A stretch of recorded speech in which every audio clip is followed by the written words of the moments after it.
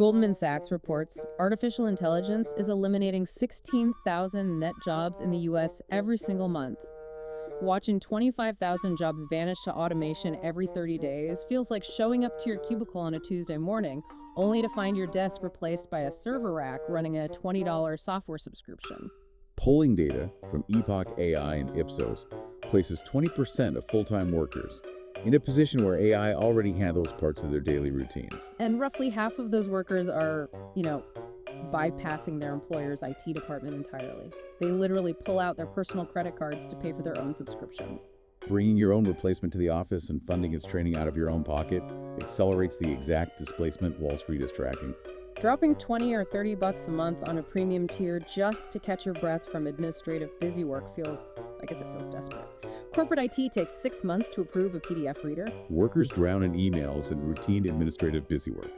Buying the tool basically becomes a survival tax. Because they just need to survive the week. People bleed their own bank accounts to subscribe to these platforms. The specific tasks they offload actually have to make that monthly charge worth it. Searching for information drives 80% of the usage on these privately funded platforms.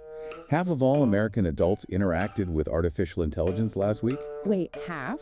Half. ChatGPT holds 31% of that market.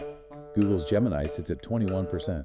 Microsoft's Copilot trails at 10.5%. A 31% market share for ChatGPT proves this is no longer some kind of fringe technical hobby. Everyone from marketing managers to paralegals relies on this technology. Almost two-thirds of those users, 62.5% according to the Epoch data only, perform one or two quick queries on their busiest days. Those quick queries usually involve basic text generation. Editing text accounts for 59% of use cases.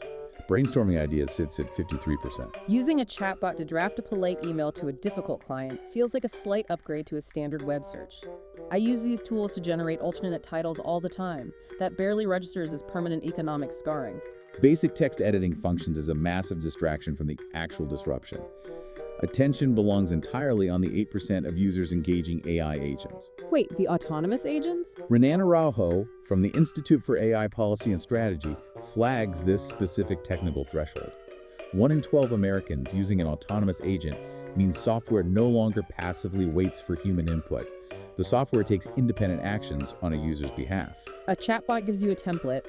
An agent reads your inbox, interprets a hostile tone, drafts a customized reply, checks your calendar, books a Zoom meeting, and sends the invite while you grab coffee.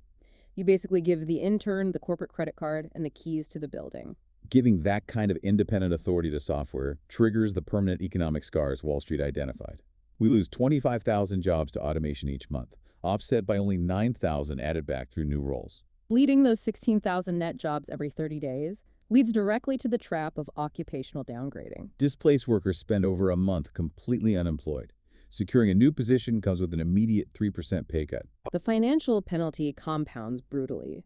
You watch your long-term earnings growth lag by 10 percentage points compared to peers who avoided layoffs. Those 10 percentage points represent hundreds of thousands of dollars over a lifetime.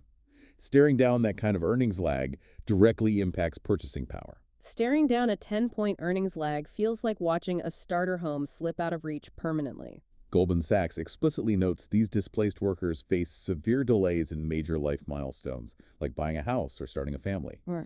Gen Z and workers under 30 absorb the heaviest blows from this downgrade. Because artificial intelligence directly substitutes routine white-collar and administrative roles, losing a job to a machine wipes out the institutional capital built up over the previous decade. Data entry, customer service, legal support, and billing stand as the primary targets for elimination. The senior operations manager, who knows exactly which vice president to email to bypass the broken supply chain, suddenly becomes the new hire at a different company. Proving your worth starts all over again from the absolute bottom rung. The unemployment gap widens sharply between entry-level staff and workers aged 31 to 50. Employees in highly exposed administrative roles find themselves trapped in a 3.3% wage gap expansion. Historical labor shocks usually come with this comfort blanket that technology always creates better jobs in the long run.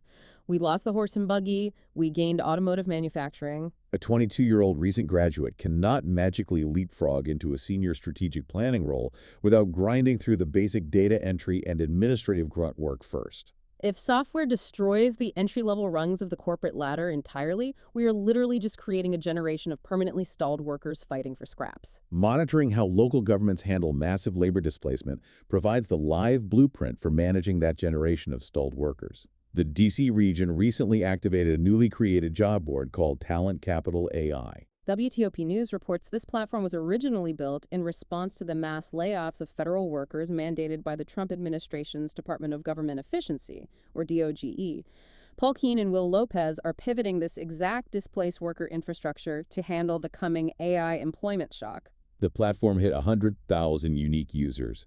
Currently, 83,000 active users try to match against roughly 65,000 job listings. Having 83,000 active users fighting over 65,000 jobs creates a massive bottleneck right at the entry point of the labor market. Geography plays a major factor in that bottleneck. 42% of the users log in from Virginia. Nearly 40% are based in Maryland. Just over 16% reside in the District of Columbia. That geographic breakdown points straight to the vulnerability of administrative personnel, IT support, government workers, and federal contractors. Analyzing the industries actually looking to hire those 83,000 active users shows a distinct pattern. Healthcare leads the demand heavily with 15,814 open positions. AI software cannot draw blood or intubate a patient in an emergency room. Physical world jobs retain their value. Engineering follows with 6,646 positions, heavily concentrated in cybersecurity. Talent Capital AI carries a structural limitation. The platform does not own the job postings. Once applicants click away to submit a resume, the internal system loses visibility. Administrators cannot confirm how many matches result in actual signed employment contracts. They know exactly how many people are desperate for work, but they have no concrete data proving the matchmaking algorithm puts food on the table.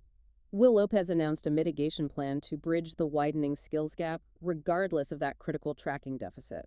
Starting in May, the platform launches virtual and asynchronous training for AI foundational skills. This training is completely free of charge for constituents across the DC region. Asynchronous training means the classes are not tied to a live broadcast schedule. Workers do not log into a virtual classroom at 9 a.m. on a Tuesday to listen to a live instructor. They access pre-recorded modules and interactive tests at 2 a.m. after putting their kids to bed. Local governments are using federal downsizing as a live beta test for managing corporate AI replacement over the next 3 years. Offering free virtual training for displaced workers shifts the heavy burden of economic survival squarely back onto the individual. Platforms like Talent Capital AI rely entirely on the assumption that workers can simply be retrained fast enough to catch up with the new economy. The New York Post highlighted Marcus Mossberger's perspective on this survival strategy. Mossberger argues no single job has been 100% destroyed by AI yet. You lose your administrative job to a $20 software subscription, and the local government provides a free online course so you can spend your evenings learning how to operate the very software that replaced you in the first place. Mossberger simultaneously insists 100% of jobs will be impacted by the technology. That total, unavoidable impact forces a mandatory shift in human behavior across every single industry, from legal support to graphic design. Workers face a mandate to adopt a mindset of constant learning. Technical skills become obsolete the moment a major tech company releases a new software capability. If a survival in the modern workforce requires a permanent, exhausting cycle of retraining just to outrun the latest software update, when do you actually get to do the work?